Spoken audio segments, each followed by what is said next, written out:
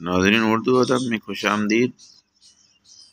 آج ہمارا موضوع ہے اردو نثر کی حیت کے اعتبار سے جو تیسری قسم ہے، مسجع۔ پہلے ہم دو اقسام کے بارے میں بات کر چکے ہیں، جس میں مرجع نثر ہے، عاری نثر ہے۔ تو وہ عبارت جس میں بحر نہ ہو مگر قافیہ ہو، اس نثر میں ظہوری اور بیدل جیسے فارسی نثر نگاروں کی تقلید ہوتی ہے۔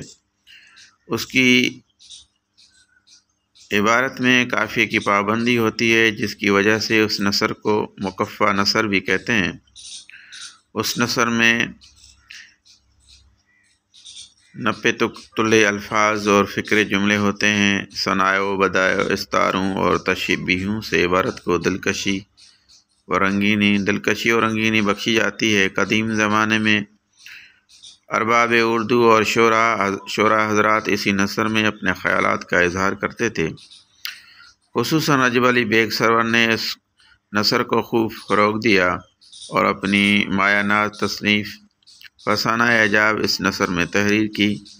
لکھنؤ اور دہلی میں پڑھا لکھا اردو دان طبقہ جو فارسی ادب سے واقف تھا، اسی نثر کو پسند کرتا تھا، کیونکہ پرشکوہ الفاظ کی بندش اور